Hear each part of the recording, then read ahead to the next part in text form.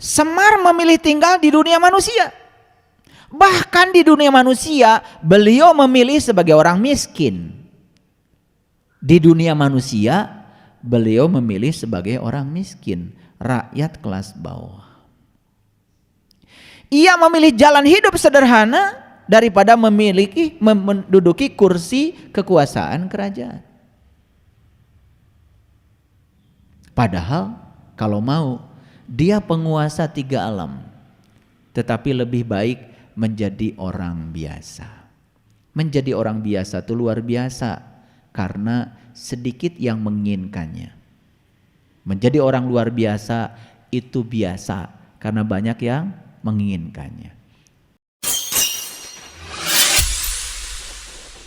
Sesungguhnya awal agama itu adalah makrifatullah, mengenal Allah. Sadari bahwa pikiran dan perasaan kita itu adalah energi. Pikiran dan perasaan kita setiap saat meradiasikan frekuensi. Pikiran dan perasaan kita terus meradiasikan vibrasi, bergetar terus menerus.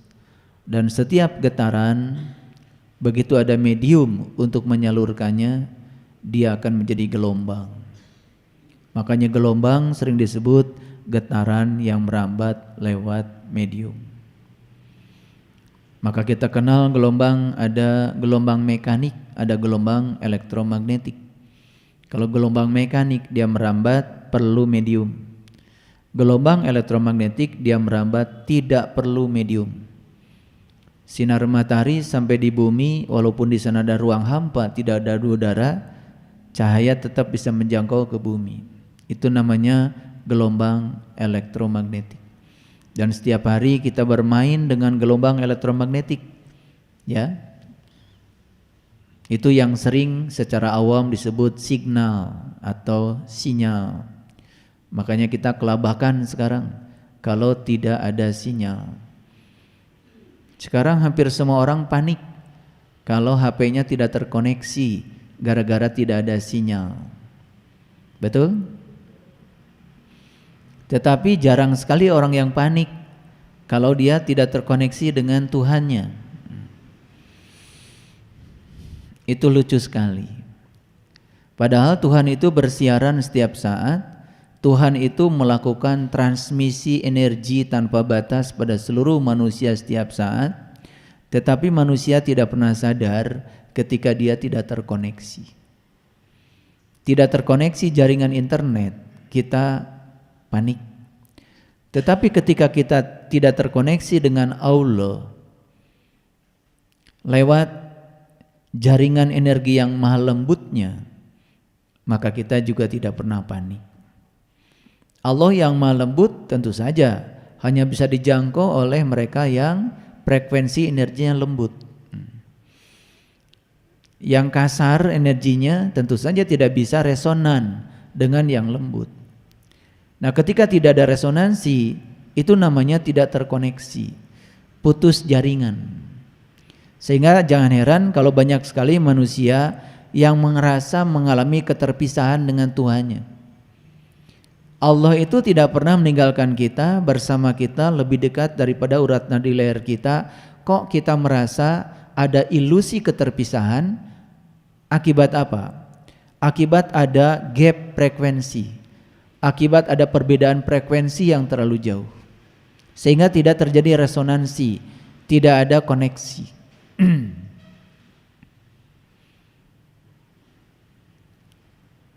Oleh karena itu pada kesempatan yang penuh berkah ini,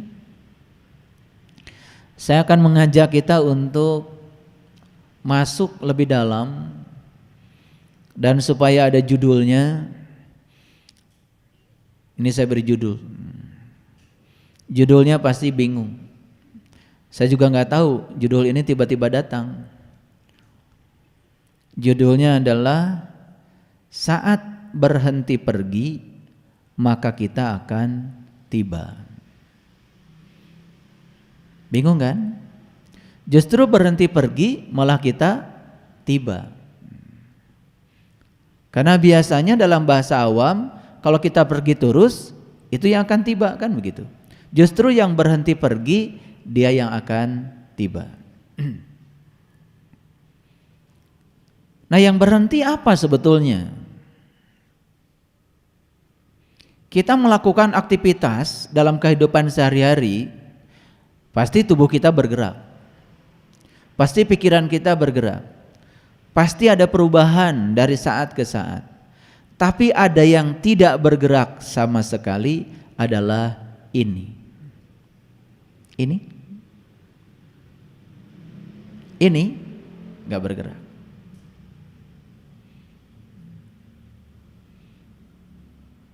Kita ada di sini, ini ada. Kita keluar dari sini, ini ada. Pergi ke WC, ini ada. Naik pesawat, ini ada. Pergi ke Mars, ini ada. Pergi ke bulan, ini ada. Karena ini meliputi seluruh semesta raya tanpa batas. Jadi saya tidak berbicara diamnya tubuh. Saya berbicara diamnya pikiran, karena pikiran yang diam, disitulah dia akan mengalami kesadaran murni. Maka semesta ini mengajarkan kepada kita, siapa yang tidak terburu-buru, maka dia akan mencapai.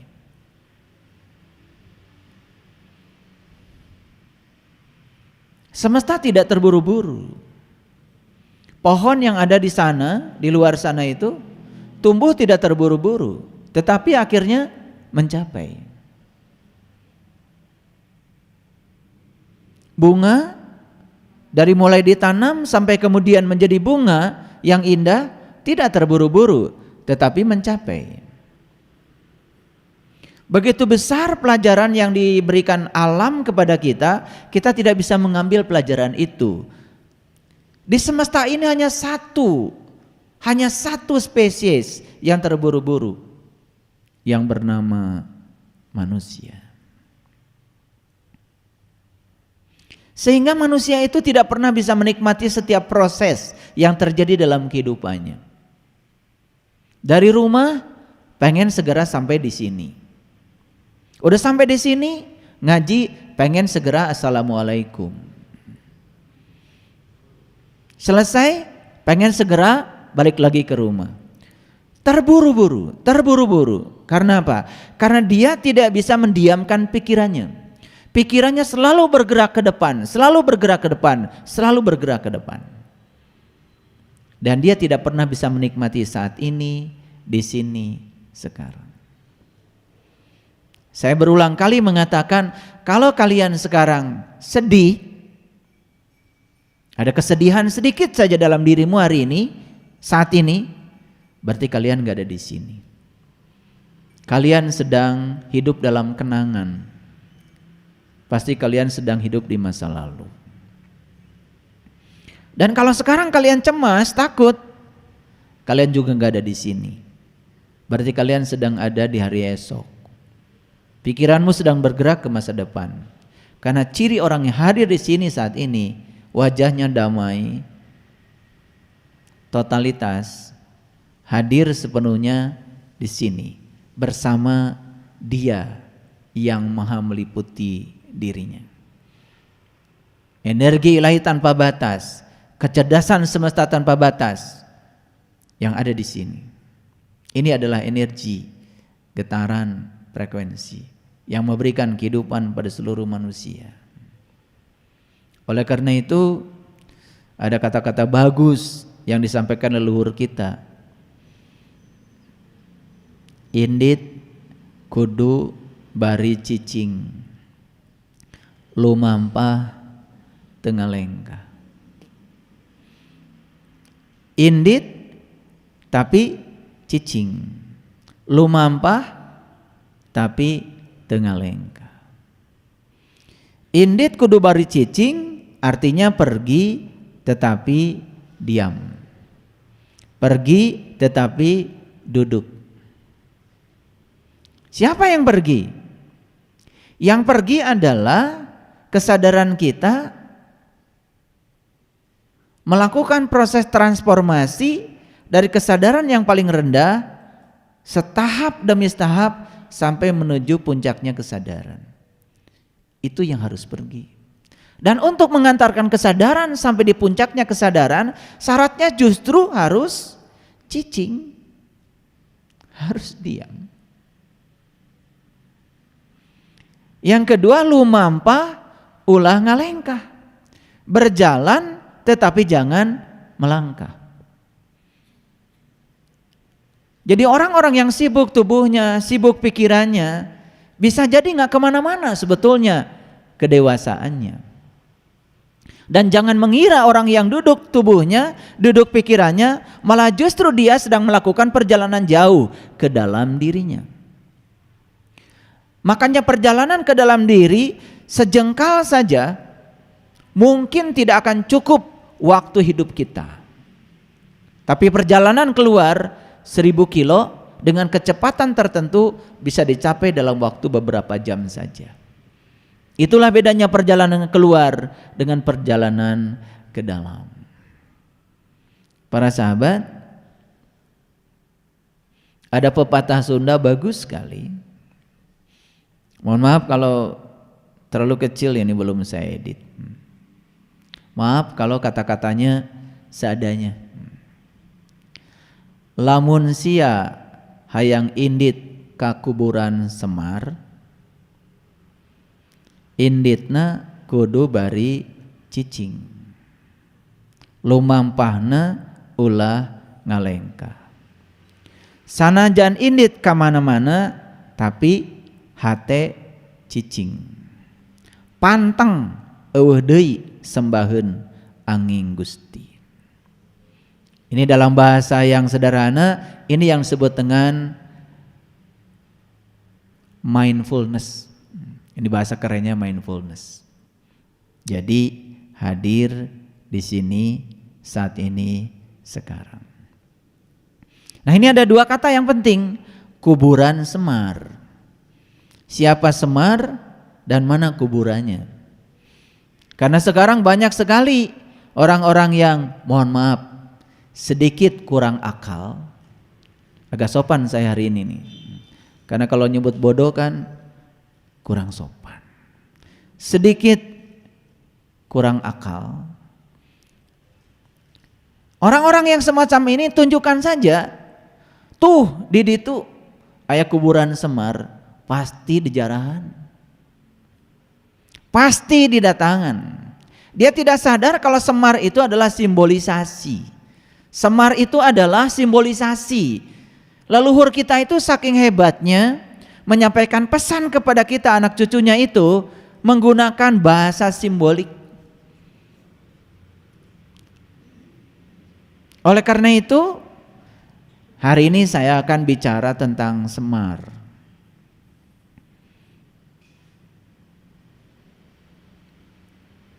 Di mana kuburan Semar?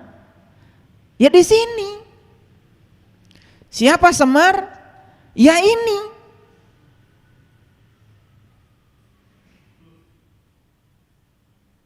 Pertanyaan tentang man robuka. Siapa Tuhanmu? Bukan di kuburan tanah. Gak ada kerjaan tuh malaikat. Orang mati ditanya-tanya. Dan selama ini kita percaya sama itu. Padahal pertanyaan siapa Tuhanmu di sini. Di sini. Man kana fi hadihi a'ma wa huwa fil akhirati a'ma wa adallu sabila. Barang siapa yang buta di dunia lebih buta di akhirat dan jalannya lebih sesat. Barang siapa yang tidak bertemu dengan diri sejatinya di dunia, dia juga tidak akan pernah bisa pulang ke kampung asalnya di akhirat. Karena syarat untuk bisa ke sana harus bertemu di sini. Siapa yang tidak berjumpa dengan jati dirinya di sini, dia juga tidak akan bisa berjumpa dengan Tuhannya, tidak akan bisa memenuhi ayat inna lillahi wa inna ilaihi rajiun. Sing panggih heula jeung kuburan Semar. Mun bisa kudu panggih jeung Semarna. Itu. Apa sih sesungguhnya Semar itu? Ini hebatnya leluhur kita di Tatar Parahiang. Ya. Ternyata Semar itu S-nya sahadat kudu nyaho hartina. Syahadat itu harus mengerti maknanya. Siapa yang belum tahu gambaran semar? Dan semar itu telunjuknya selalu begini. Betul? Betul? Dan semua orang Islam kan sholat juga pakai gini. Kayak gini. Jadi sebetulnya semar itu sudah gini dari dulu. Dan semar itu ngerti apa artinya ini.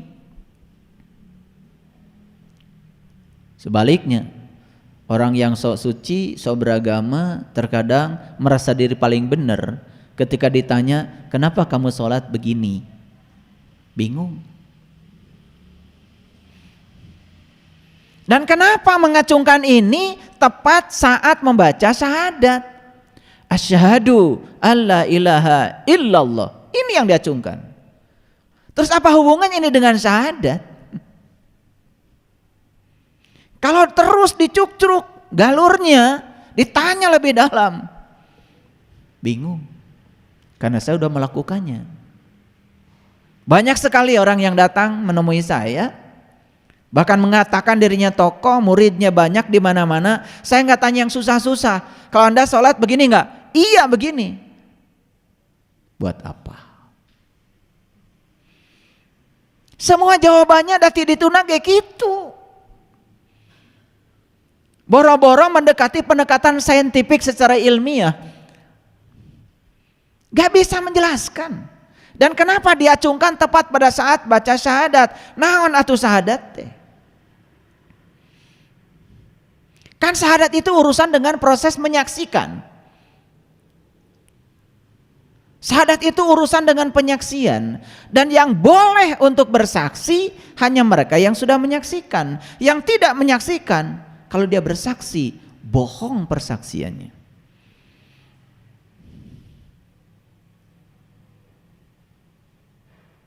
Kalau ada orang dimintai saksi pada suatu peristiwa di kantor polisi, pasti polisi itu akan mencari saksi yang ada di TKP, yang menyaksikan peristiwa. Gak mungkin polisi tiba-tiba mengambil orang yang di luar TKP yang tidak menyaksikan. Karena mereka yang tidak menyaksikan tidak mungkin bisa bersaksi. Menyaksikan dan bersaksi alatnya beda. Menyaksikan itu pakai alat untuk menyaksikan, namanya mata. Mata ada dua, satu mata lahir, satu lagi mata kolbu. Bersaksi sama. Hasil penyaksikan mata lahir dipersaksikan oleh mulut. Hasil penyaksikan mata batin, mata kolbu, sama, meluncurnya lewat mulut. Jadi mulut itu alat untuk bersaksi, bukan alat untuk menyaksikan. Menyaksikan tidak mungkin pakai mulut dong, harus pakai mata. Tapi mata yang ini hanya sebangsa kornea mata, hanya daging, hanya menyaksikan yang bersifat materi, karena ini materi. Dia yang imateri tidak mungkin disaksikan oleh materi, harus disaksikan oleh yang imateri. Maka sudah disediakan oleh Allah ya dalam diri setiap manusia. Makanya beruntung yang jadi manusia kalau tahu keunggulan dia sebagai manusia. Rugi jadi jelema mente apal naon unggul dan jelema. Jadi semar itu esnya adalah syahadat kudu nyaho hartina, harus mengerti makna syahadat. Karena syahadat itu bukan ucapan, syahadat itu adalah pengalaman, pengalaman spiritual. Lucu kan? Tiba-tiba bilang, saya bersaksi tiada Tuhan selain Allah. Kapan kau menyaksikannya? Sembarangan. Lalu yang kedua, eling ka Gusti Allah nu utama.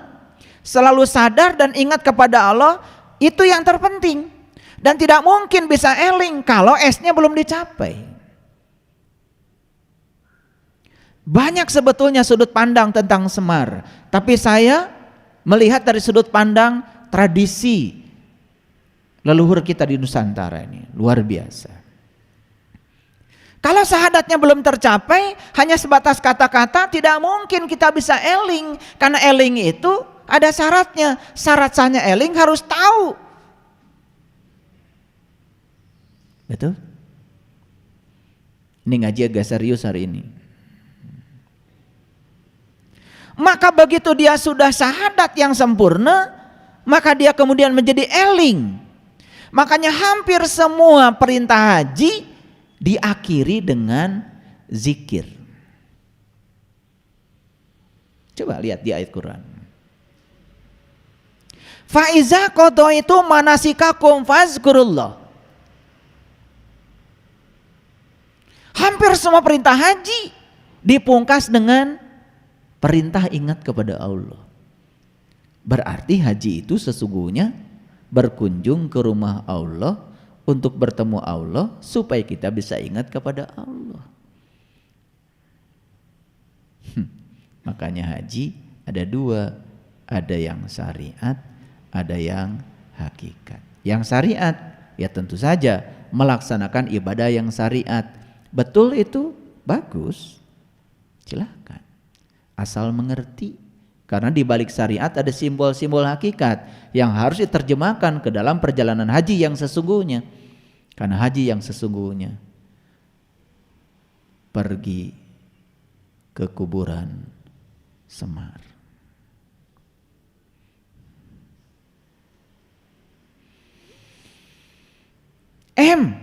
Apa? Manunggaling kaula Gusti. Jadi tidak mungkin seseorang bisa mencapai manunggaling kaula Gusti kalau tidak ada wali dengan syahadat. Syahadat dulu, eling, baru manunggal. Sebetulnya Allah tuh sudah manunggal sekarang ini. Cuman kita tidak sadar kalau dia manunggal dengan kita. Yang hilang pada diri kita adalah kesadaran kalau Allah bersama kita. Itu saja yang hilang. Karena kitanya amnesia. Lalu apal kadiri anu pasti. Jadi kalau sudah syahadatnya sempurna, elingnya sudah sempurna, manunggalnya sudah sempurna, berikutnya pasti apal kadiri nu pasti. Mengenal diri sejati secara pasti. Bukan katanya, bukan cek jeung cenah, tapi pasti. Begitu seseorang sudah mencapai sema ini baru sema, maka puncak dari sema adalah R. R itu adalah rasa kudu peka kasasama. Rasa kemanusiaan, tenggang rasa, inilah sebetulnya hasil dari sebuah kaji diri.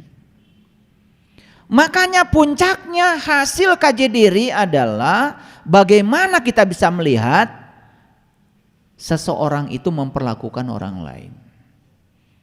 Ketika dia mampu memperlakukan orang lain seperti dia memperlakukan dirinya sendiri, ini hasilnya. Bukan ngitung rakaat, bukan ngitung pahala, bukan merasa dirinya paling banyak tabungan akhiratnya, bukan. Kelihatan di dunia. Ciri orang yang sudah sukses ngaji diri, dia itu mampu memperlakukan orang lain seperti dia memperlakukan dirinya sendiri. Ini bisa dibuktikan. Semua hadis Nabi tentang iman tidak ada yang urusannya dengan ritual. Tidak disebut orang beriman jika dia tidur nyenyak sementara tetangganya kelaparan. Makanya saya bikin namanya BSI Peduli. Ayo sama-sama kita. Yang semut-semut, yang gajah-gajah, jangan bohongin diri sendiri. Banyak di sekitar kita orang-orang yang perlu kita tolong. Tadi malam saya ngasih pelatihan di kelas holistik. Saya tanya, uangmu, rumahmu, hartamu ditaruh di mana selama ini? Di bank? Nanti kalau bank ada resesi, bingung juga. Tulisannya ada, duitnya nggak ada.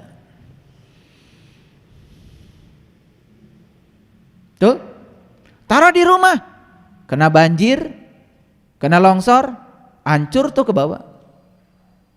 Ada satu pesertanya nanya sama saya, kalau gitu di mana tempat meletakkan harta yang paling aman? Di surga. Bingung kan? Gimana caranya? Harta yang kita punya gunakan untuk membahagiakan orang. Dan yang kita gunakan membahagiakan orang, berarti itu sudah ditaruh di surga. Tidak akan kena karat, tidak akan kena ngengat. Bahkan pencuri pun tidak akan bisa mencurinya. Itulah cara naruh harta yang benar. Saya mengajak ini saja, harus terus menerus diingatkan. Karena kita tidak sadar bahwa sebetulnya semua yang ada di tangan kita adalah pemberian. Dan jangan merasa berjasa kalau kita memberi, karena semua yang di tangan kita adalah pemberian. Dan sudah selayaknya semua pemberian dari Allah diberikan kembali. Ada yang salah, karena selama ini kita selalu mengucapkan terima kasih. Harusnya kasih terima. Kasih dulu, baru terima. Lah ini kan terima kasih terus, bahkan lupa kasihnya. Yang diingat cuma terimanya aja. Kalau soal menjumlah semua pinter, giliran membagi semua jadi panik dan kaku. Makanya saya tawarkan, mau gak hartamu, uangmu kita mulai sekarang kita taruh di surga, biar tidak kecurian, tidak kena banjir, tidak kena bencana, aman di sana. Caranya gimana? Gunakan semua untuk membahagiakan orang. Inilah R. Jadi R itu adalah rasa, kudu, peka, kasasama. Jadi keberhasilan orang beragama, keberhasilan orang berspiritual itu cuma satu. Lihat cara dia memperlakukan orang lain. Kalau mata saja penuh dengan curiga, tidak ada rasa persahabatan, curiga saja kepada orang lain itu. Apa yang kita harapkan? Surga? Bahkan dalam satu kitab suci dikatakan, kamu tidak akan pernah bisa melihat kerajaan Allah kalau kamu belum menjadi anak kecil. Syarat untuk bisa melihat kerajaan Allah itu, kamu harus jadi anak kecil. Anak kecil itu main, berantem, nangis-nangisan, sejam sudah akur lagi. Gak kayak kalian, bertahun-tahun dendam itu dipelihara. Makanya kayak gini-gini nih susah masuk surga. Yang bisa masuk surga itu yang bisa seperti anak kecil. Tua, bangka, dendaman, kepala pusing, diabetes, cara rangkel. Itu sedikit tuh banyak alarm yang sudah hidup dalam diri kita. Teteh sababna ti mana? Kebencian, kemarahan, kesedihan yang terus menerus diulang-ulang. Itu yang menyebabkan tubuh kita menjadi kehilangan gairah.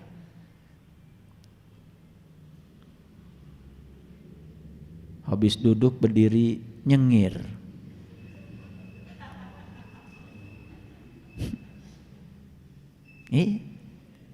Jalan oleng. Baru sebentar jalan secara rangkel. Hayo we diurut.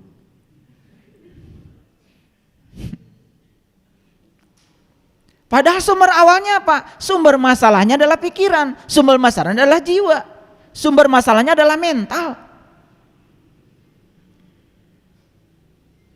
Itu. Ngerti sekarang Semar? Syahadat harus sempurna. Syahadat sempurna, elingnya sempurna. Eling itu bahasa agamanya kan zikir. Disuruh zikir malah nyebut, gak nyambung. Kalau udah nyebut ribuan, rasanya sudah zikir. Zikir mah wah sorana, jempling we. Kalian ingat orang tua sekarang? Itu kan gak ada suaranya, jempling we. Teta zikir mah. Dan zikir tuh gak usah pakai speaker.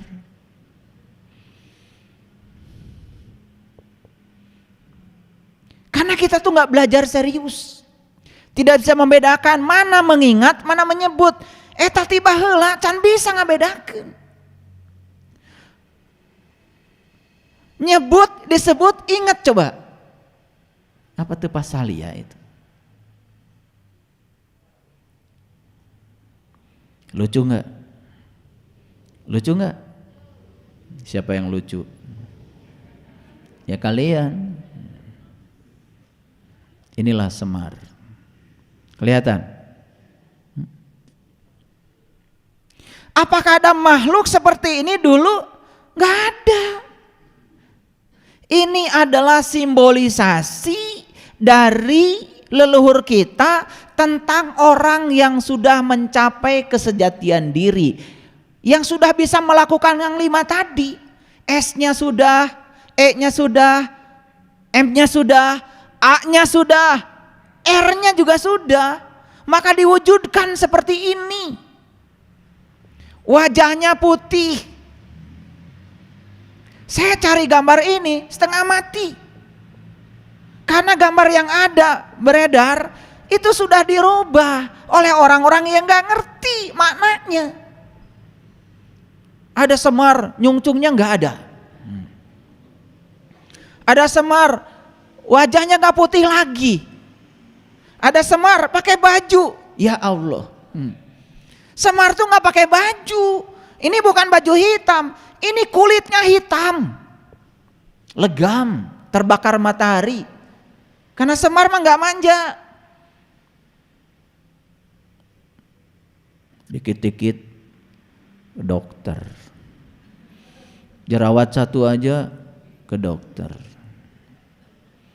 Gitu. Nah ini simbolisasi dari apa? Wajahnya putih, telunjuknya begini. Lihat telunjuknya Semar.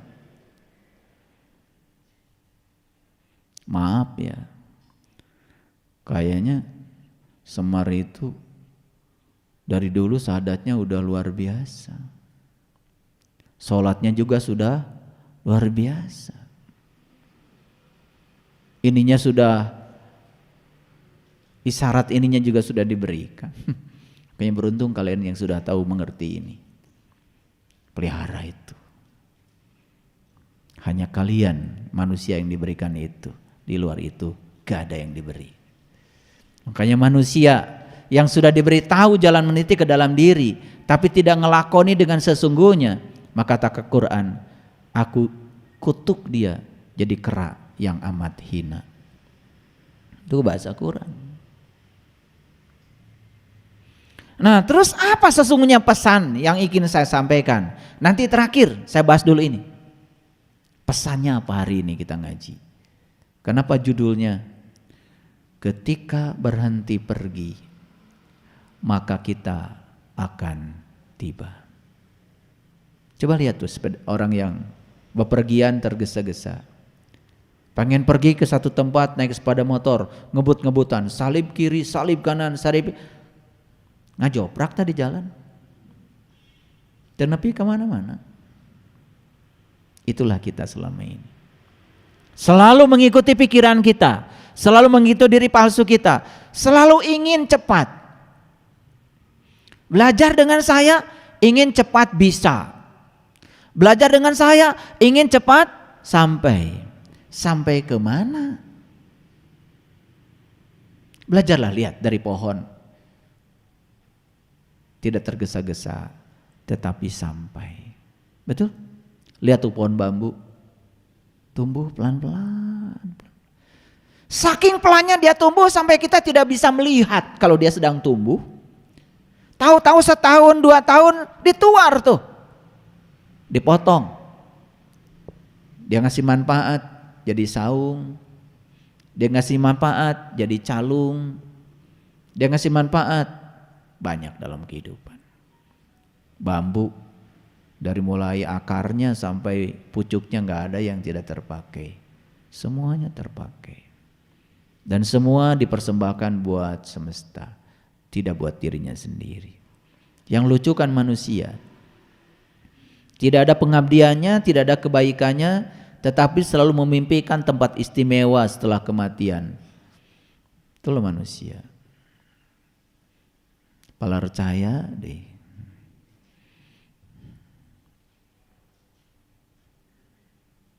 Pohon pisang menghasilkan buah pisang, tidak pernah saya tanya, Sang, nanti kalau kau mati, kau masuk surga, masuk neraka?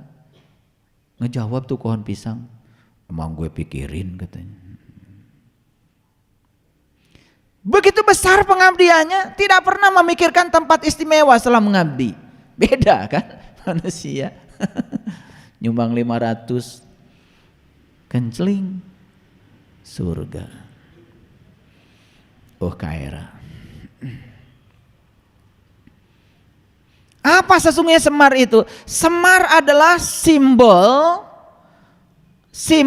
manusia yang sudah mencapai kesejatian diri. Itulah pentingnya kita harus mencari kuburan Semar.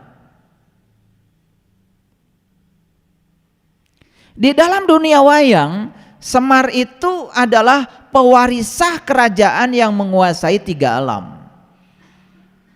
Yang pertama, menguasai alam Mayapada, dunianya para dewa, alam-alam lahut, alam-alam jabarut, alam-alam tinggi. Penguasanya Semar. Siapa Semar sekali lagi? Simbol manusia yang sudah mencapai kesejatian diri. Maka siapapun manusia yang sudah mencapai kesejatian diri, dia menjadi penguasa 3 alam. Bahkan para dewa pun sujud pada manusia begitu.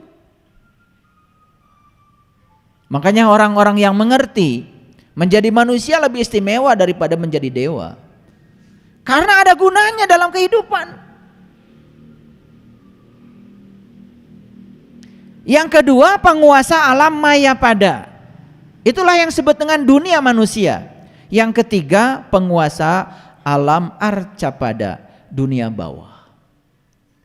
Jadi walaupun dia menguasai 3 alam, tetapi Semar lebih memilih untuk hidup di alam Mayapada, dunia manusia. Disitulah unggulnya manusia. Laqad khalaqnal insan fi ahsani taqwim. 7 martabat alam hanya ada pada diri manusia. Alam ahadiyah, alam wahdah, alam wahidiyah, alam arwah, alam amsal, alam ajsam, sampailah alam insan kamil. Makanya ketika jadi manusia, kesempatan untuk bertemu dengan Tuhan, kesempatan untuk bertemu dengan jati diri, disitulah keunggulannya manusia.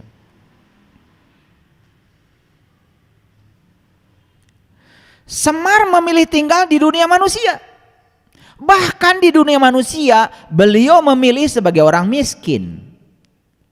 Di dunia manusia, beliau memilih sebagai orang miskin, rakyat kelas bawah. Ia memilih jalan hidup sederhana daripada menduduki kursi kekuasaan kerajaan. Padahal kalau mau, dia penguasa 3 alam, tetapi lebih baik menjadi orang biasa. Menjadi orang biasa itu luar biasa karena sedikit yang menginginkannya. Menjadi orang luar biasa itu biasa karena banyak yang menginginkannya. Kalau saya di pengajian ini mengajarkan yang luar biasa, misalnya kalian kalau ngaji dengan saya nggak mempan di Silet, pasti masjid ini penuh tiap hari. Dan kalau dagang, kalau udah ngaji dengan saya, nggak ada ruginya. Ini pasti sampai halaman depan penuh. Betul? Yang saya ajarkan kan yang sebaliknya. Kalian kalau dilempar batu akan berdarah. Kalian kalau dagang kadang rugi, kadang untung. Kalian harus bisa menerima dua-duanya. Makanya segini aja yang datang. Gak ada yang menarik. Saya juga gak tahu kalian kenapa tertarik datang. Padahal gak ada yang menarik di sini. Tuh. Kalau saya ngajarkan, kalau kamu ya ngaji dengan saya bisa nyumput di Caang teu katingali. Oh, pasti yang daftar banyak. Pengen punya ilmu begitu? Pengen? Kalau kalian sudah punya niat pengen punya ilmu gitu, di dalam dirimu sudah ada niat jahat. Karena ilmu yang semacam itu kebanyakan digunakan untuk kejahatan. Kumaha carana supaya asup kabang bisa ngarampok, kan gitu. Teu kudu lewat panto, tuyul ngaranna. Hayang jadi tuyul. Nah, ilmu tuyul kayak gini malah banyak penggemarnya. Menjadi orang biasa, hidup biasa, menerima semua kenyataan apa adanya. Jarang yang mau. Padahal Nabi Muhammad saja oleh Allah dikatakan, Kul innama ana basyarum mislukum. Hai Muhammad, sesungguhnya kamu manusia biasa seperti yang lain.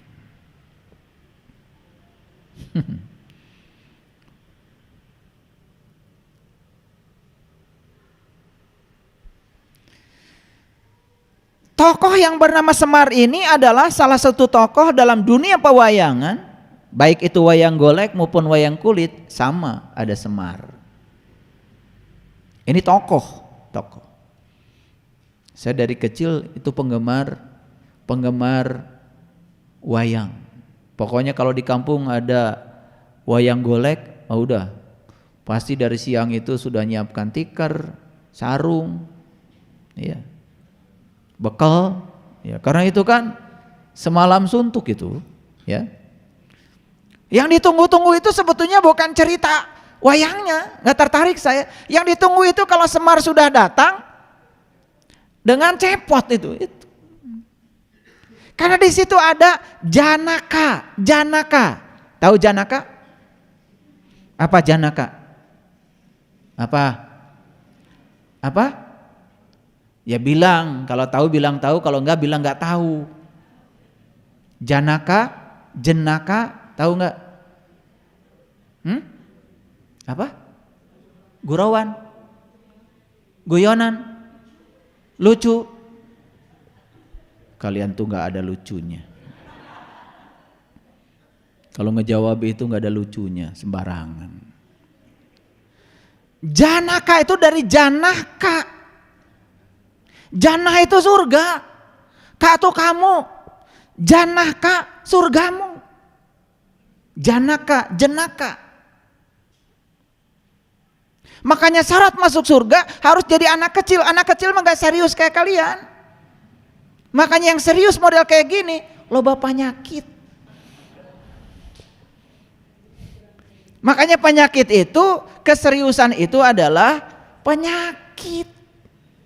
Terlalu serius. Orang pinjam uang, janji 3 hari, serius amat.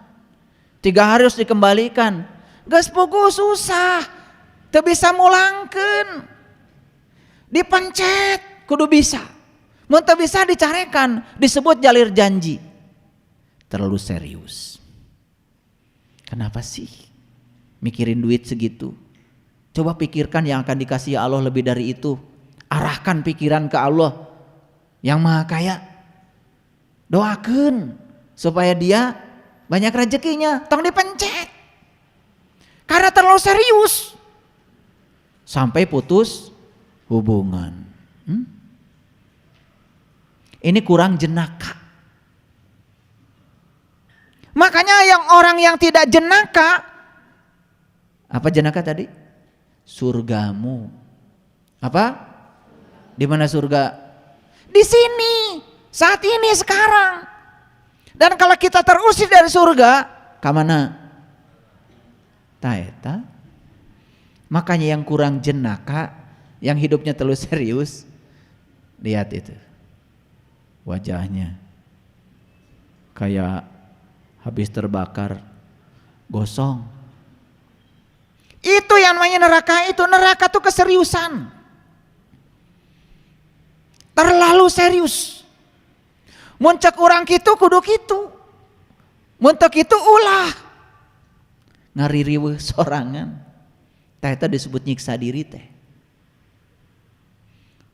Makanya setelah ngaji dengan saya ajak joget, nyanyi, seri. Baru kalian itu kelihatan jadi manusia. Dulu kayak uka-uka. Musik haram. Lamun musik haram atau tong ngomong maneh oge. Ari eta sora lain musik. Apaan musik itu bunyi-bunyian. Setiap yang berbunyi itu getaran. Getaran yang merambat itu disebut gelombang bunyi. Gelombang bunyi terdiri rapatan renggangan disebutnya gelombang longitudinal. Gitu bahasa sekolah nama. Ari sora teh mana? Apaan sora? Tapi pita suara bergetar. Ada udara. Musik bukan suara. Musik bukan suara. Musik. Kalau musik haram, geus maneh ge tong ngomong. Haram tah maneh ngomong.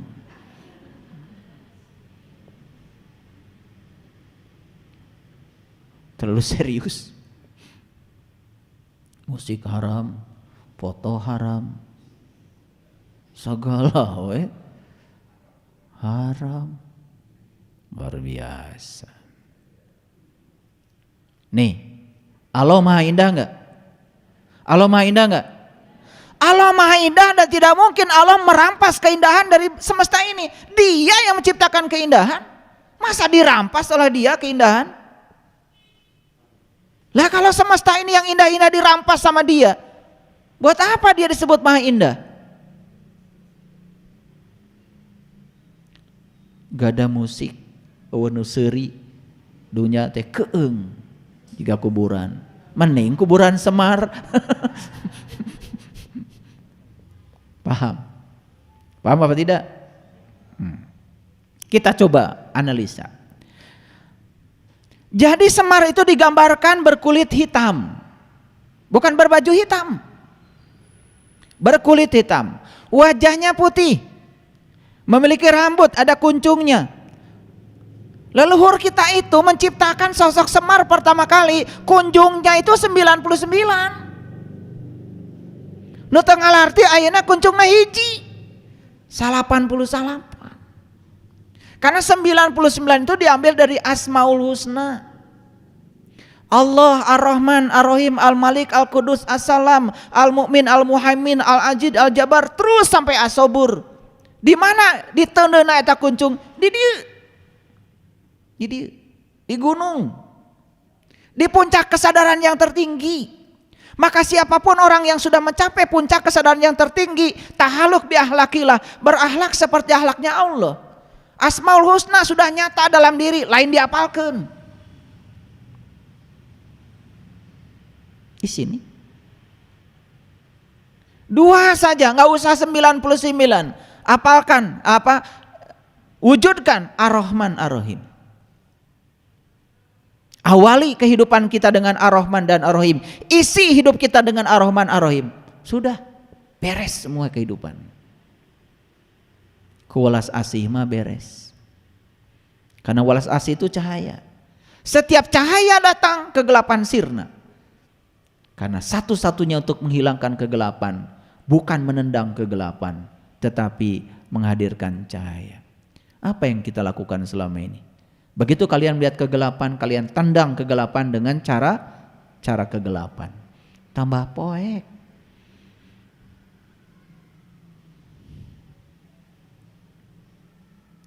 Jari tangannya mengepal. Nah, mengepal gini, mengepal. Nih, lihat saya. Kalau kita ngepal gini, mana yang paling banyak nunjuk ke kita? Kan ini. Yang nunjuk ke kita mah tilu, nu ke batur mah hiji. Semar ngajarkannya begitu. Artinya ke sini, jangan keluar. Itu arti yang paling dangkal. Tapi arti yang paling dalam adalah temukan rahasia ini. Kalau sudah menemukan rahasia ini, kamu akan bertemu kuburan Semar yang hakikat dalam dirimu. Kamu akan menemukan pusat semesta dalam dirimu. Seperti yang dikatakan dalam Al-Quran. Aku bentangkan kebesaranku di segala ufuk. Dan yang paling penting, aku bentangkan kebesaranku pada dirimu sendiri. Dan siapa yang sudah menemukan kebesaran Tuhan pada dirinya, Allahu Akbar, dia menemukan kebenaran.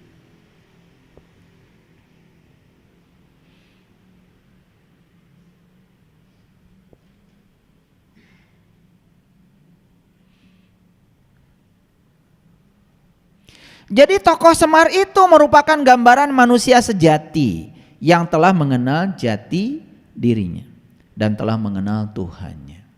Siapa yang kenal dirinya, dia kenal Tuhannya. Oleh karena itu, wujud, gerak, dan sifat. Wujud, gerak, dan sifat.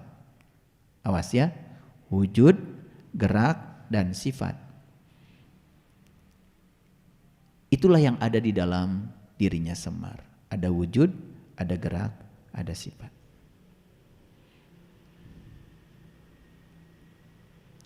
Semar tidak memakai baju, pinggangnya memakai kain berwarna.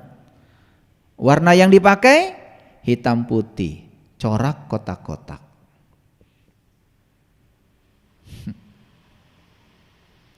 Hitam putih.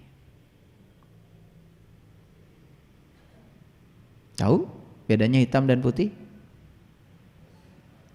Tahu apa tidak?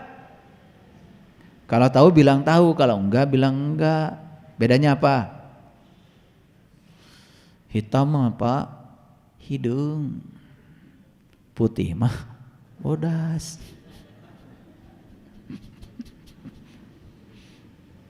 Hitam dan putih. Nih kita belajar fisika sebentar.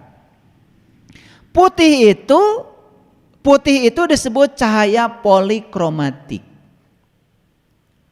Sinar matahari warnanya putih. Kalau sinar matahari melewati kabut, uap air, kan biasanya muncullah yang namanya pelangi. Indah nggak pelangi? Indah. Apa pelangi itu? Pelangi itu sebetulnya sinar putih, sinar matahari memasuki uap air. Biasanya itu terjadi pada saat hujan poyan.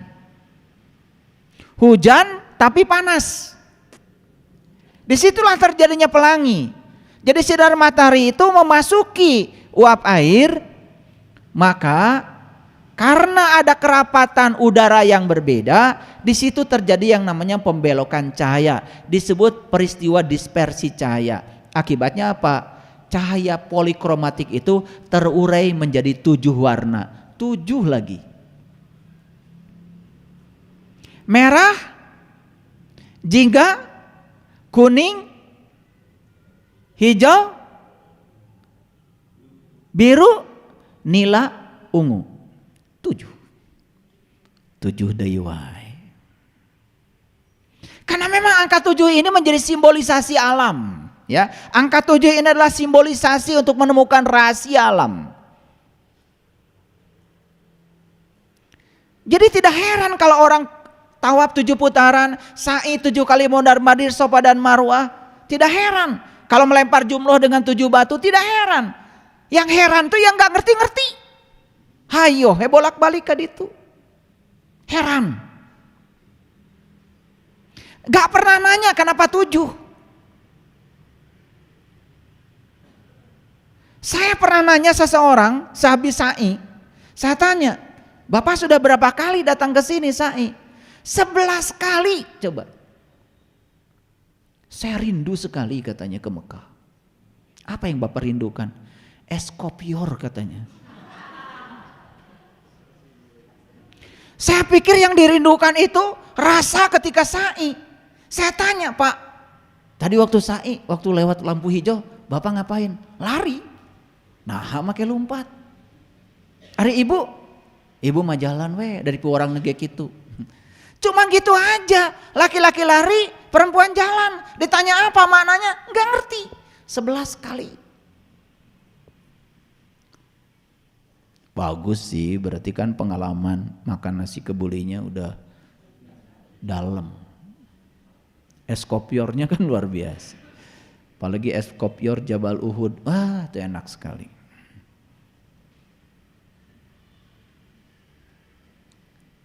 Jadi putih itu apa? Putih itu adalah cahaya polikromatik. Di dalam warna putih ada 7 warna. Makanya putih itu ya disebut warna. Hitam bukan warna. Awas ya. Putih itu adalah warna. Putih itu cahaya. Hitam itu bukan warna. Hitam itu bukan cahaya. Merah warna, jingga warna, biru warna, kuning warna, hijau warna, tapi hidung bukan warna. Jadi apa maknanya sarungnya Semar itu? Di kehidupan ini cuma 2, kehadiran cahaya atau ketidakhadiran cahaya. Makanya hitam itu disebut ketiadaan cahaya. Nah makanya putih dilambangkan dengan kesucian, hitam melambangkan kegelapan, kejahatan. Jadi apa jahat itu? Jahat itu sebetulnya karena ketiadaan cahaya. Jadi orang berbuat jahat karena ketiadaan cahaya, itu saja. Tidak hadir Allah, tidak dirasakan kehadiran itu yang membuat orang jahat. Suka pakai baju putih? Suka? Kapan? Biasanya kalau ada acara-acara yang dianggap suci, bukan? Betul? Iya, pengajian, sholawatan, pakai warna putih. Tahu maknanya? Orang yang sudah pakai baju putih artinya siap menerima semua warna. Iya mah baju na bodas tapi ngerasa benar sorangan. Tak iya pasal lihat teh. Merasa benar sendiri, yang lain salah. Padahal kalau dia sudah pakai baju putih, sudah suci, artinya orang suci itu sudah bisa menerima semua warna, menerima semua orang lain apa adanya. Itulah ciri orang suci. Makanya orang suci mah begitu, tara punungan, tara baperan, karena sudah bisa menerima semua warna. Ukur orang dari ukuran orang. Eta bodas teh kartos. Nanti kalau pakai baju putih, awas, ada tanggung jawab. Gitu. Makanya saya jarang menyuruh kalian pakai baju putih. Gak apa-apa warna-warni aja. Karena saya seneng warna-warni. Sebenarnya saya gak suka seragam. Saya gak suka seragam. Karena seragam itu ciptaan manusia. Allah menciptakan semesta ini warna-warni. Nusok hayang saragama jelema. Tiap aya acara saragam. Tah ieu loba teuing make saragam teh jadi ngewa ka batur. Nu beda saragamna tolol. Makanya tong mineng teuing make saragam. Jadi ya, sarungnya warna hitam putih, corak. Karena hidup itu corak. Kita dalam hidup itu cuma satu kok, disuruh untuk belajar menerima dan menghargai perbedaan. Karena hidup itu corak.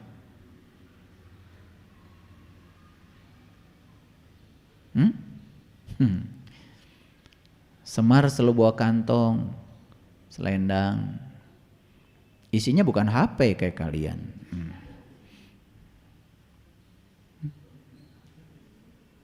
Kantongna Semar mah kosong. Karena Semar itu selalu kosong.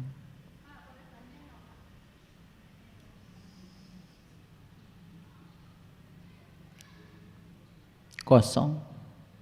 Makanya kosong aja. Karena kosong mah gampang dia si anak. Mau belajar dengan saya kosong.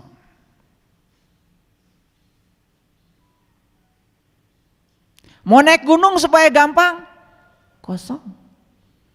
Ya mau naik gunung pakai rangsel. Segala dibekalan, atuh berat.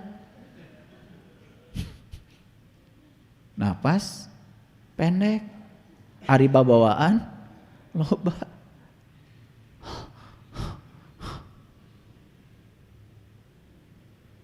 Suka naik gunung.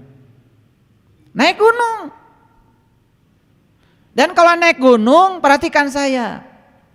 Kalau naik gunung, jangan buru-buru menyatakan sudah lihat pemandangan indah, mencanepi kaluhur mah.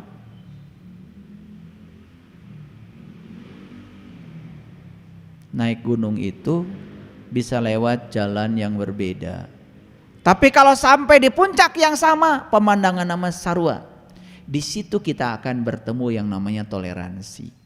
Di situ akan bisa menerima perbedaan. Mun geus nepi ka puncak, tah ieu nu nanggung teh. Asa jalan pang benerna, can nepi ka puncak, geus pengumuman. Oh, kaula geus ningali pemandangan endah pisan.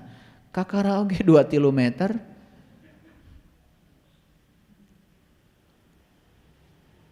Tahu nggak? Sebelum sampai di puncak tidak akan bertemu dengan orang lain yang berbeda jalan. Karena kalau kita belum sampai di puncak, belum sampai di titik, makanya lihat nasi tumpeng. Tumpeng itu apaan? Kerucut. Tarik garis ke sini, tarik garis ke sini, tarik sampai di puncak. Puncak itu pertemuan semua jalan, disebut titik. Ada titik ayana di mana? Tadi na huruf ba. Makanya anyangan kuburan Semar. Meh panggil jeung nun ke titik na hiji, ngan di jero ayeuna mah. Keun lieur-lieur sekalian. Makanya Semar itu, perhatikan jalannya Semar. Ada yang bisa mempraktekkan? Tuh, cenah sok nonton wayang. Ari lempangna Semar kumaha? Lempangna Semar. Lempangna Semar? Salengkah? Salengkah? Salengkah deui ka tukang. Maka Semar itu selalu kiri, kanan, belakang. Kiri, kanan, belakang. Apa pelajaran dari Semar? Kalau orang yang sudah mencapai sejatinya diri, rurat reret, ningali kiri kanan, bisa aya tulunganeun, bisa aya batur nu susah. Nah ngareret ka tukang, belakang itu adalah sarana untuk belajar. Supaya saat ini kita melakukan perubahan agar masa depan menjadi lebih baik. Jadi depan mah nggak usah ditinggali. Tinggali ka tukang, pelajaran apa yang didapat? Omean ayeuna. Ayeuna omeanganana. Masa depan nggak usah direret, pasti alus mun diomean ayeuna.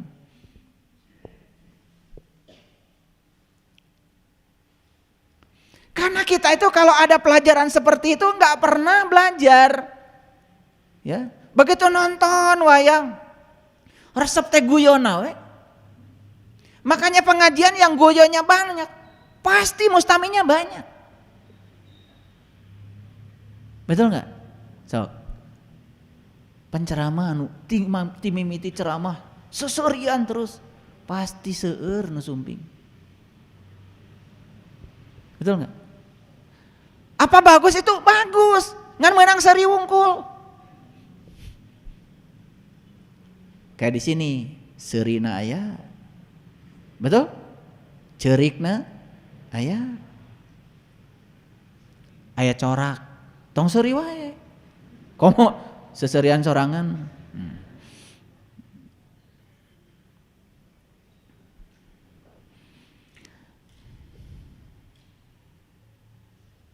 Jadi kalau kita baca lebih dalam pada sosok Semar itu, apa Semar tadi? Orang yang sudah mencapai jati diri, yang sudah kenal siapa dirinya, siapa Tuhannya. Cirinya jelas, tergambar dalam dirinya. Cirinya sangat jelas. Ya. Nah, di mana cirinya yang paling jelas? Pada saat dia menjalani kehidupan sebagai manusia sejati. Saya kasih tahu, cara manusia sejati dengan manusia palsu menjadi kehidupan beda. Beda apa beda banget? Beda. Kenapa Semar berkulit hitam? Ini simbol orang yang bekerja keras di bawah terik matahari. Nah, ada 2 matahari. Satu matahari jasmani, satu matahari ruhani. Jadi Semar itu simbolisasi dari kinerja, Simbolisasi dari semangat untuk bekerja. Jadi manusia sejati itu bukan terus melulu ngurusi aja urusan-urusan gaib, bukan. Manusia sejati itu yang sudah ancrup ke alam dunia, memiliki daya guna dalam kehidupannya. Makanya dia itu diwujudkan dengan kulitnya warna hitam, terbakar sinar matahari, cicing we di imah. Tanu cari cing di imah malain Semar. Hayo we ngagelis. Sieun hideung cenah. Ya nggak apa-apa, tetapi apa gunanya Anda? Ngerti maksud saya? Turun ke bawah, nanti saya jelaskan. Saya mau menjelaskan hari ini ilmu tertinggi. Nanti saya jelaskan sebentar lagi. Jadi kulitnya hitam itu menggambarkan dia terbakar sinar matahari karena dia itu penuh semangat, energetik. Memiliki kinerja yang tinggi. Orang yang sudah mengenal jati dirinya, dia tahu datang ke dunia bukan untuk ngurusi akhirat. Datang ke dunia memayu hayuning bawono, nguruskeun dunia. Tetapi ketika ngurusi dunia dibawa nilai-nilai akhirat, kan sudah ada di sini 99 Asmaul Husna. Paham? Makanya ini pikirnya tidak liar, dikendalikan oleh kesadarannya.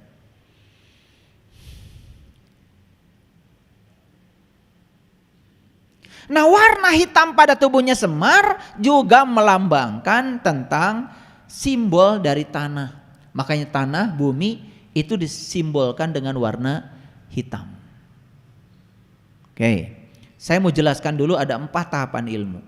Lihat ya. Yang pertama, tahapan ilmu yang pertama disebut saepigeni, disebutnya api. Gambaran manusia yang baru belajar ilmu. Nah ini, lihat saya. Biasanya kalau orang baru belajar ilmu, sifatnya apa? Panas, emosian, dikit-dikit debat. Biasa. Ini masih tahapan pertama, namanya saepigeni. Ini namanya ilmu api. Di level seperti ini gak mau kalah, merasa dia yang paling berilmu. Jika perlu dia jajal ilmunya pada yang lain, dia buktikan pada yang lain kalau dia paling hebat ilmunya. Bagus? Ya bagus, kan sudah mulai belajar. Tetapi itu tahap awal setiap orang belajar ilmu begitu biasa. Betul nggak? Baru belajar pencak silat, itu pun yang pakai musik. Betul?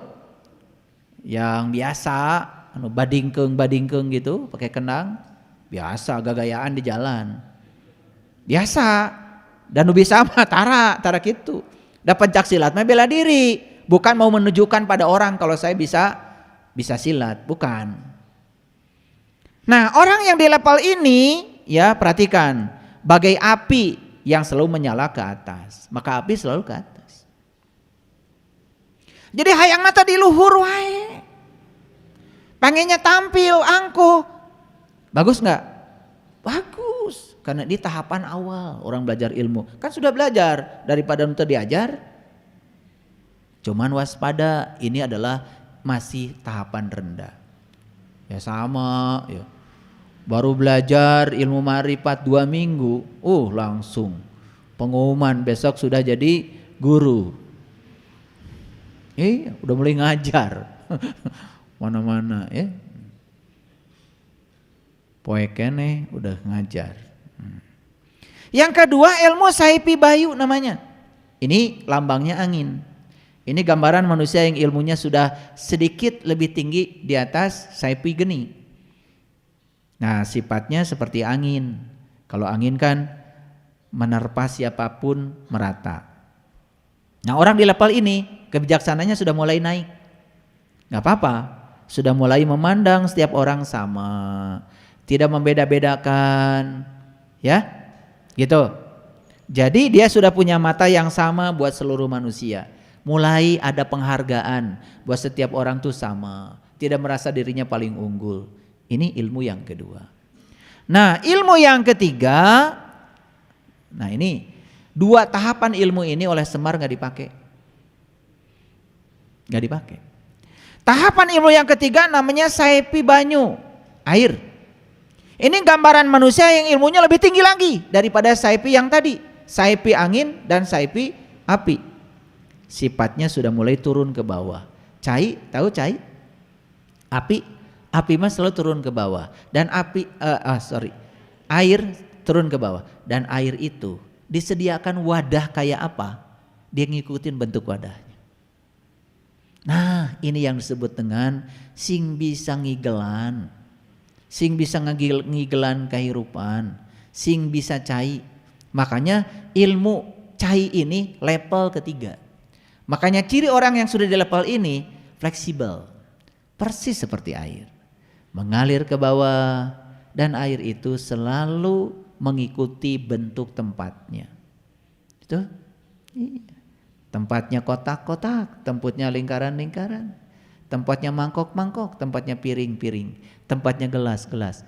Itulah air. Sudah mulai bisa beradaptasi. Makanya saya sering bilang, kecerdasan adalah kemampuan beradaptasi terhadap perubahan.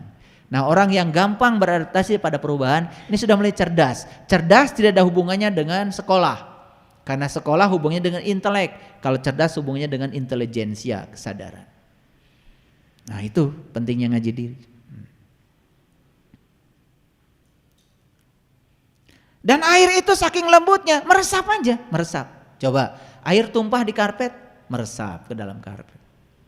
Pernah gak ada orang, itu karpet meresap ke air? Pernah gak?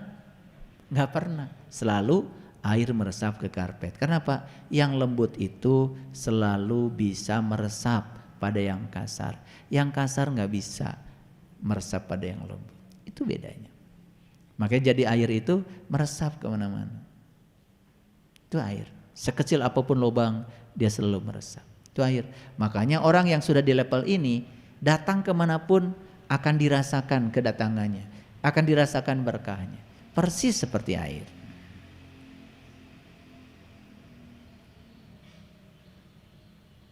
Nah, ilmu tertinggi, ini ilmu tertinggi namanya ilmu bumi, disebutnya tanah. Itu sebabnya Semar badannya berwarna hitam. Hitam melambangkan tanah. Apa artinya? Semar itu perlambang dari orang yang sudah kenal jati dirinya, hidupnya sudah membumi. Nah, ini yang keliru. Kita sering bilang orang suci itu nu eta nu arinit kaleuweung. Orang suci itu orang yang hidup di kehidupan seperti teratai. Semakin kotor tempatnya dia semakin suci. Bukan menolak kotoran, bukan lari dari kenyataan. Orang yang lari ke hutan belajar agama eta mah sieun ku kahirupan. Cicing we di kamar, ngawirid cenah. Alhamdulillah abdi mah salami di leuweung teu kagoda. Rek kagoda naon di leuweung. Tapi aneh teh nu balik ti leuweung sok jadi pananyaan. Nya. Malah di leuweung cicingna ge dina gubuk teu bogana naon ditanya. Kumaha cenah cara supaya abdi hoyong dagang laku? Eta nanya dagang ka jelema anu cicing di leuweung ngarti dagang ge henteu, manehna ge tara dagang-dagang acan. Lamun hayang nanya ilmu dagang tanya ka tukang dagang. Da urang masuk salah.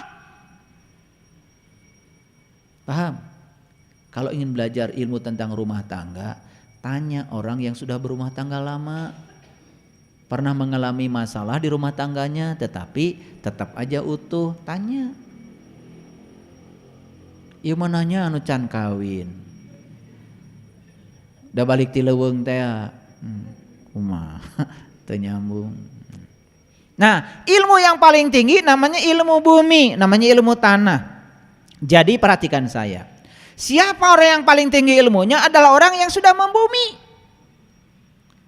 Yaitu orang yang sudah menjadi manusia yang berguna lahir batin dan dia sudah nincak sukuna di bumi. Manusia biasa atau manusia luar biasa? Manusia biasa. Makanya manusia biasa adalah orang ilmunya paling tinggi. Nusara rakti mah eta mah. Hese pae.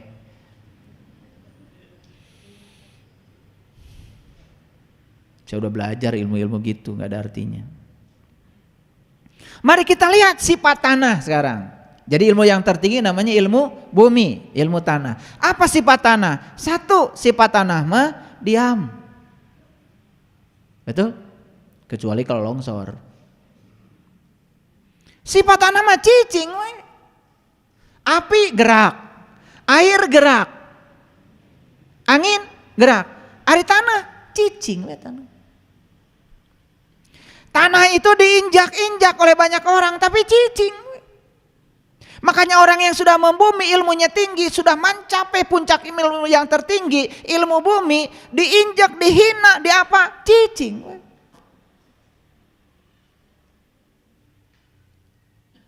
Beda kan kalau api. Coba api, keanginan wes seetik, centil. Betul nggak? Iya. Centil. Guplak, pahe. Itu api. Biasa gitu, makanya orang yang baru belajar tuh kayak api.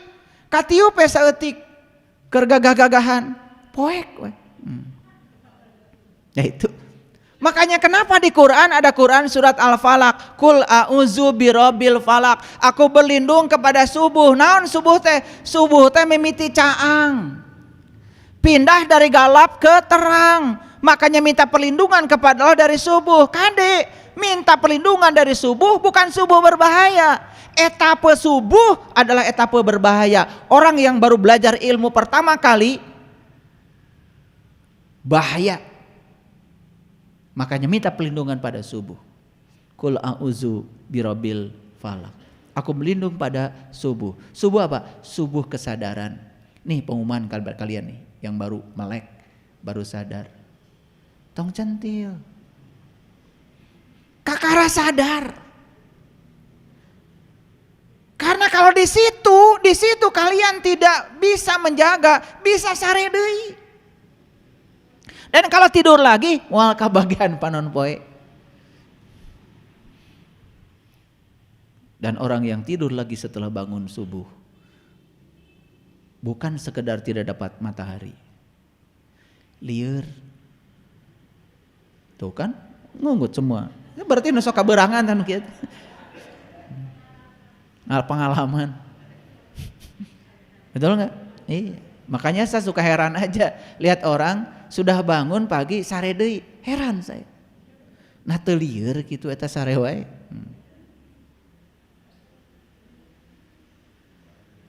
Paham maksud saya? Ini ngerti enggak dari tadi saya bicara? Bumi diinjak diam. Bumi dipacul diam. Makin dipacul makin dalam bumi makin subur.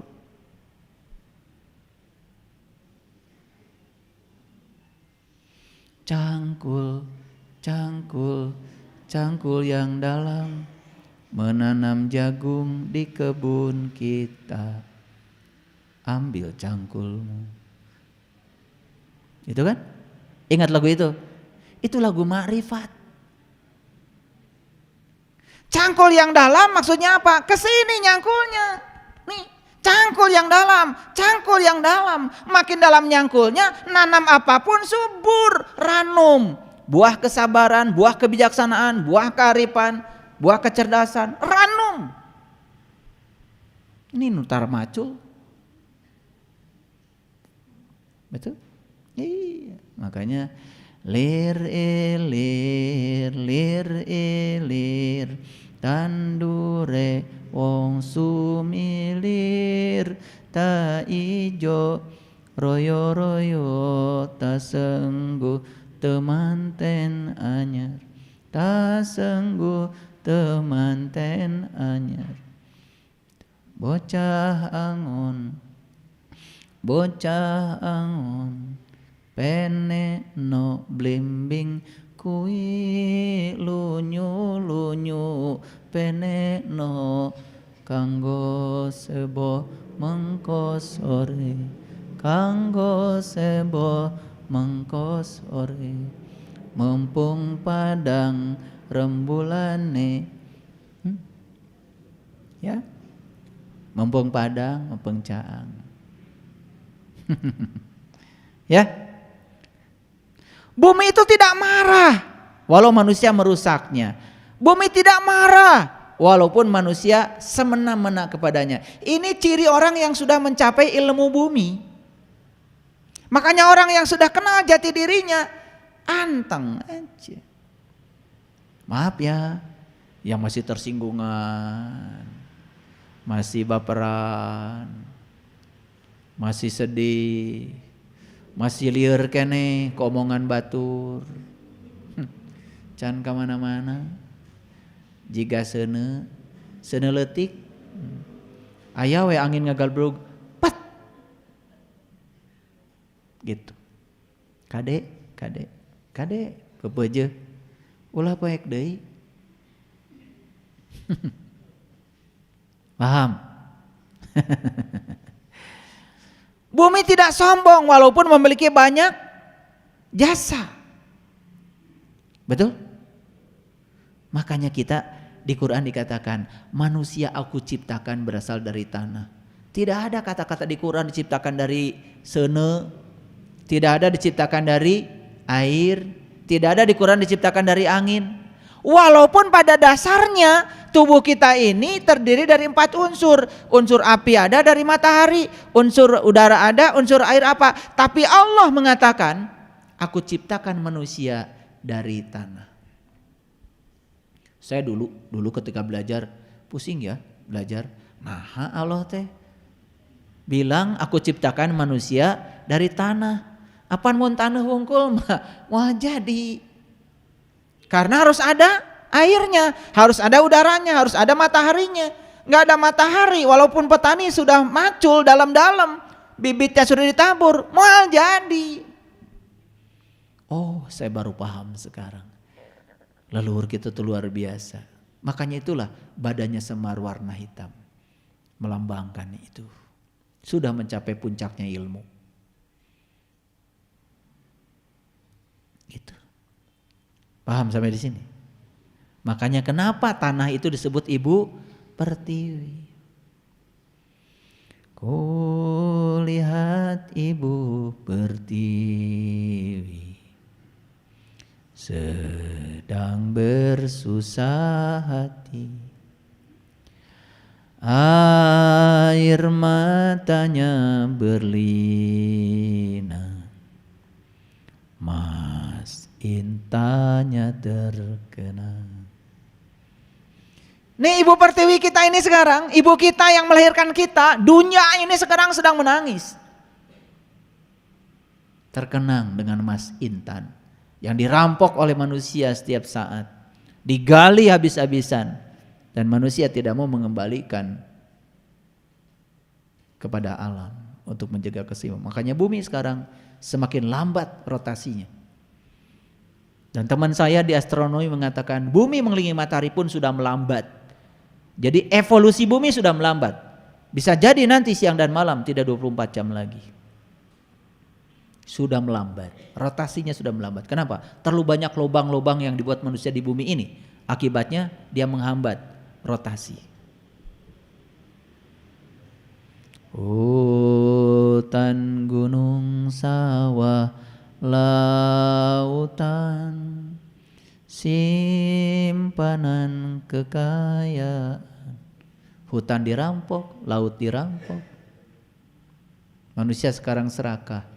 Lupa kalau bumi ini adalah titipan buat anak cucu kita. Tidak pernah memikirkan bagaimana kehidupan anak cucu kita ke depan.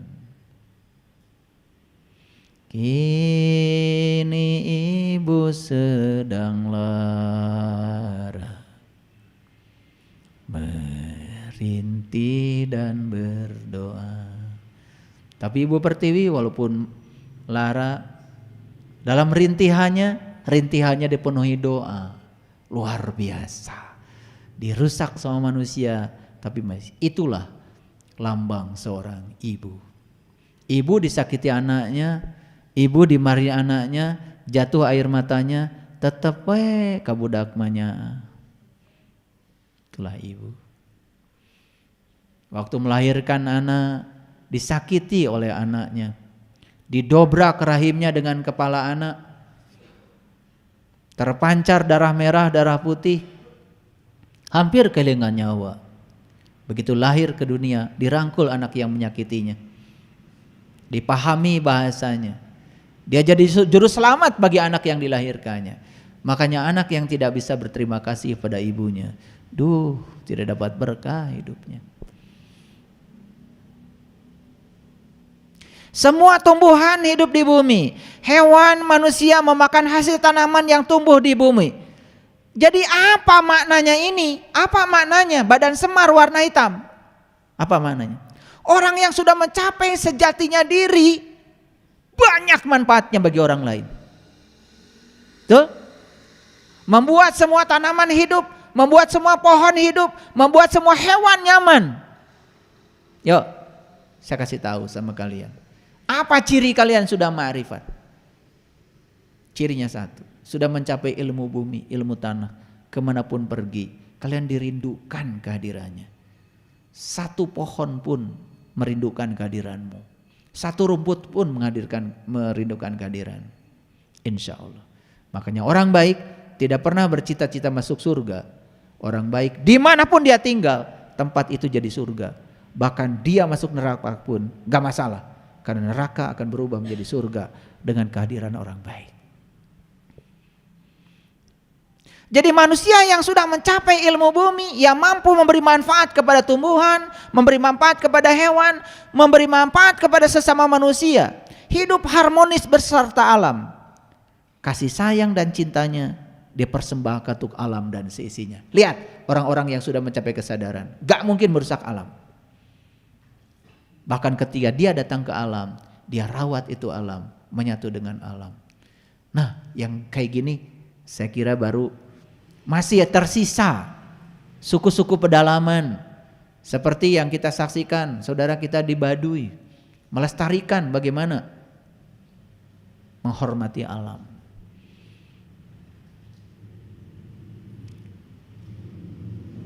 Jadi ngerti sekarang kenapa kulit semar warna hitam, ngerti? Oke.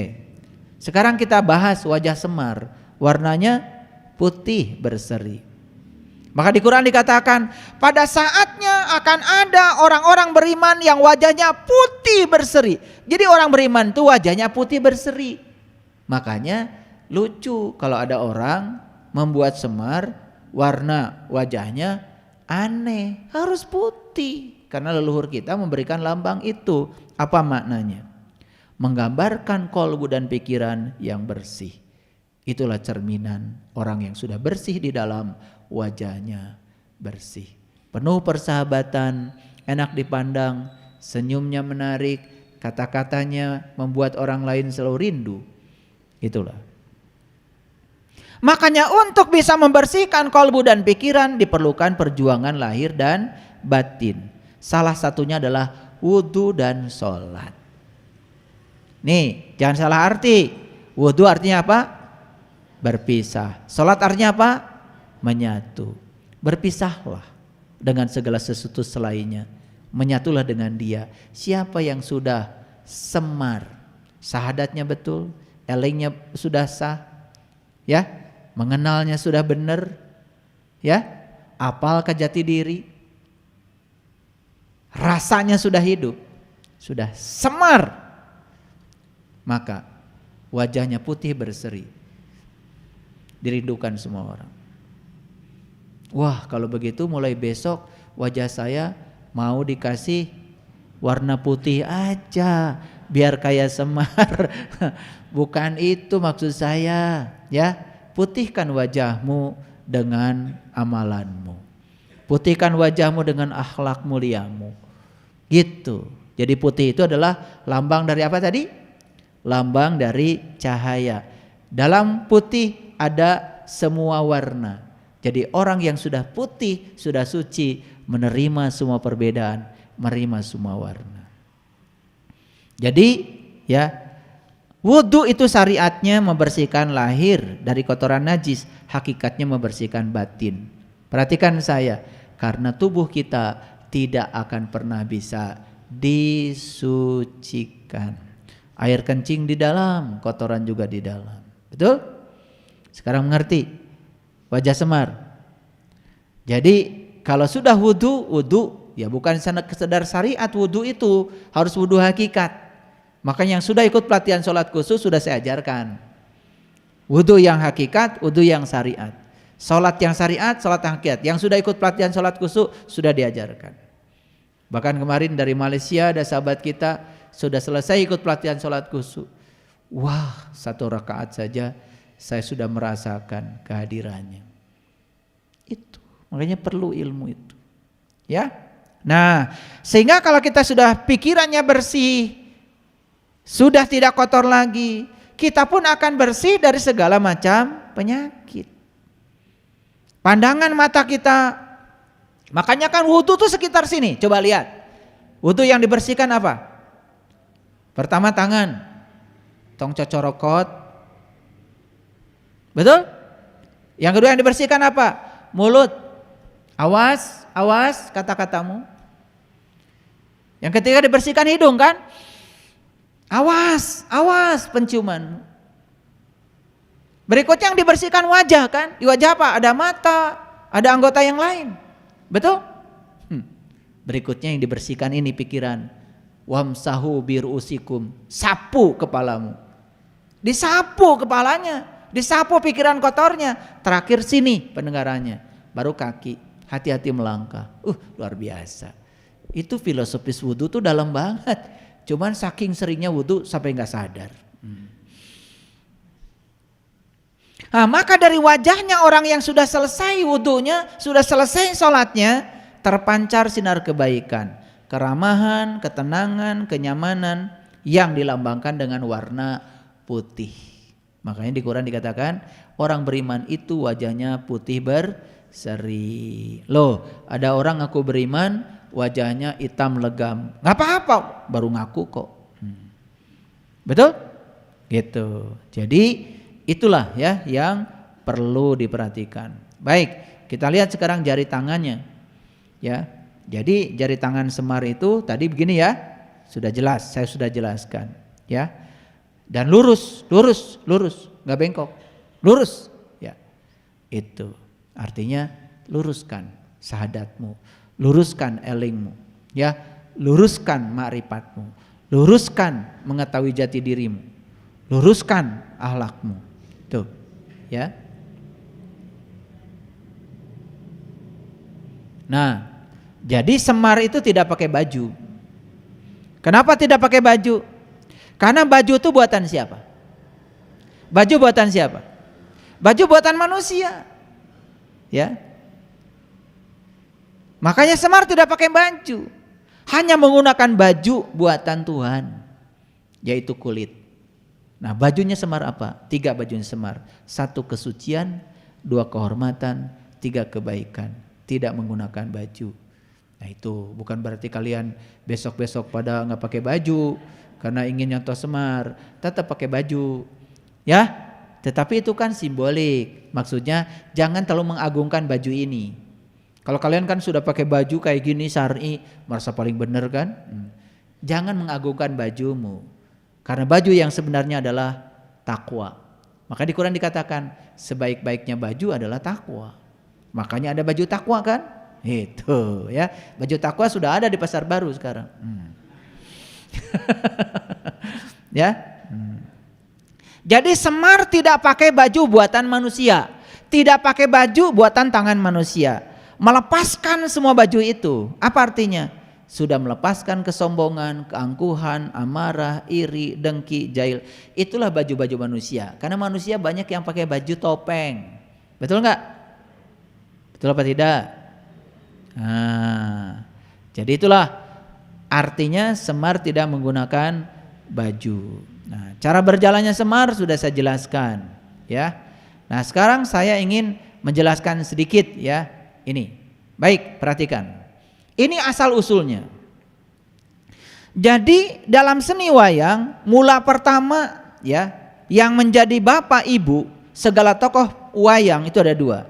Satu Hyang Manikmaya disebut Batara Guru, yang kedua Hyang Ismaya. Hyang Ismaya disebut Semar. Jadi kalau begitu ya Hyang Manikmaya sang Batara Guru di mana adanya? Dalam ajaran Pikukuh Sunda, Batara Guru itu adalah simbol dari pineal gland. Jadi Batara Guru itu sebetulnya mata ketiga sang Manikmaya, pembimbing agung dalam diri. Nah makanya karena Semar itu lambang dari manusia sudah tahu jati dirinya, maka ya yang namanya Hyang Ismaya Semar itu di dalamnya ada Hyang Manikmaya dibimbing oleh sang Batara Guru. Jadi lahir batin sudah sempurna. Manikmaya dan Ismaya adalah putra Hyang Tunggal yang tidak diwujudkan ya dalam wayang. Pada mulanya kedua putra tersebut berupa cahaya yang terjadi secara bersamaan. Nah inilah kalau kita pakai ilmu martabat tujuh alam sebenarnya akan kerabat nanti. Karena semua berasal dari alam awang uwung alam kosong. Diciptakan pertama kali adalah johar awal yang disebut Nur Muhammad. Itulah yang disebut dengan alam wahdah dari alam ahadiyah. Gitu, dijelaskan dengan tujuh martabat alam, jelas jadinya semuanya. Jadi Manikmaya itu berupa cahaya kemilau dan Ismaya berupa cahaya kehitaman. Kedua cahaya itu melambangkan sifat manusia. Ya. Nah, serta dititahkan untuk tinggal di dunia guna mengasuh keturunan dewa yang berdarah Pandawa. Kemudian disebutlah namanya Semar. Jadi yang harus diasuh Semar itu adalah Pandawa. Siapa saja? Yudhistira, Bima, Arjuna, Nakula, Sadewa. Tahu? Tahu? Kasihan Delo. Yudhistira, Bima, Arjuna, Nakula, Sadewa, itu yang disebut dengan Pandawa 5. Di mana dalam diri kita? Dalam diri kita wujudnya adalah panca indera. Jadi itu yang harus diaping oleh Semar ternyata. Makanya begitu Semar itu sudah tahu jati dirinya, ketika manusia sudah menjadi Semar, sudah syahadatnya benar, elingnya benar, ma'rifatnya benar, apal jati dirinya benar, rasanya sudah benar, sudah bless Semar jadi manusia sejati, maka dia akan terang benderang sang Manikmayanya. Batara Gurunya hidup dalam dirinya. Nah Batara Guru yang hidup dalam Ismaya ini, itu tugasnya adalah ngaping 5 Pandawa. Mana yang 5 Pandawa? Yang harus diaping oleh kita itu 1 penglihatan, 2 pendengaran, 3 penciuman, 4 pembicaraan, yang kelima adalah perasa. Disebut saja panca indera, itu yang disebut dengan Pandawa 5. Makanya musuhnya Pandawa adalah Kurawa. Karena di sini ada Pandawanya, di sini juga ada Kurawanya. Di sini ada Pandawanya, ada Kurawanya juga. Di sini ada Pandawa, ada Kurawanya. Makanya setiap hari kita berperang terus. Disebut perang Baratayuda. Siapa yang akan menang? Pandawa kalau diaping selalu oleh sang Batara Guru.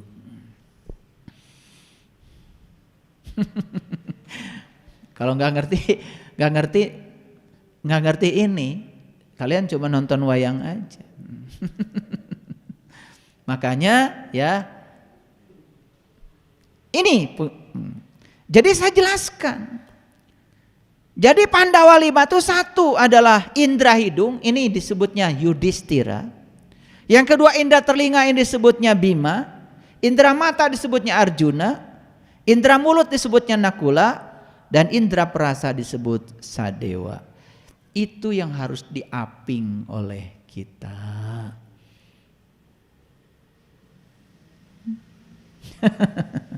Hebat ya leluhur kita bikin simbolik.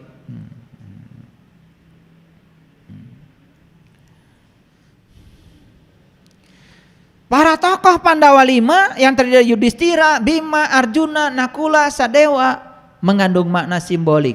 Perjuangan manusia kalau ingin mencapai kebahagiaan harus bisa mengendalikan kelima panca indera. Jangan sampai menempuh jalan yang salah. Demikianlah penjagaan Semar demi kesejahteraan para Pandawa 5. Yakni supaya mereka menjauhkan diri dari permusuhan dengan Kurawa. Jadi Pandawa di sini, Kurawa juga di sini. Jadi itulah yang di Quran dikatakan fa'alhamaha fujuraha wa taqwaha. Jadi fujur itu Kurawa, takwa itu adalah Pandawa.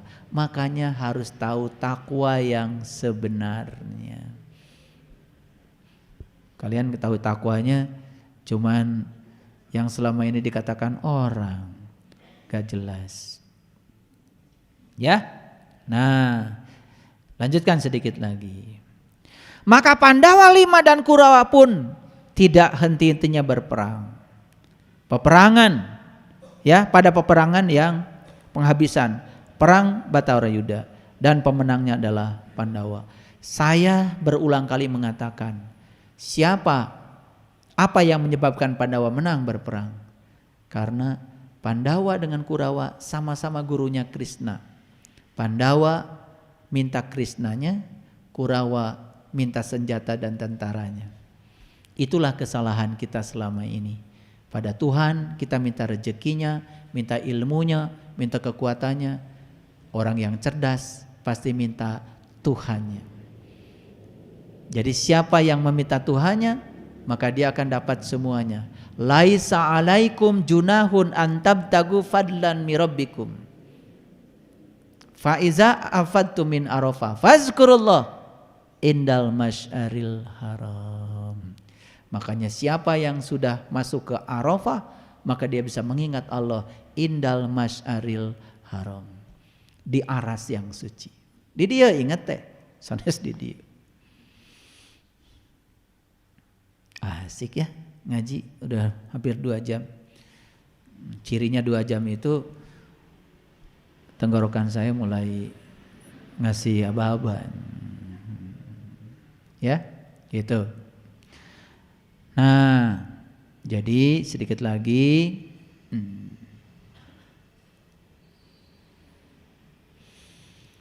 Semar dapat diartikan sebagai panakawan, panakawan, punakawan. Punakawan itu artinya apa? Abdi. Pana ternyata artinya tahu dalam bahasa Sanskerta. Kawan itu teman. Jadi panakawan itu orang yang tahu teman. Jadi panakawan berarti tahu akan kepentingan teman, tahu akan kepentingan umum. Makanya coba pidatonya Semar selalu saja untuk masyarakat, untuk negara, untuk umum. Semar gak pernah pidato buat kepentingan dirinya. Makanya wejangan Semar kepada kelima putranya itu selalu tentang bagaimana cara membaktikan diri pada negara Astinapura itu. Hebat ya. Mau jadi Semar? Mau jadi Semar? Baru mau sekarang, kemarin-kemarin gak mau.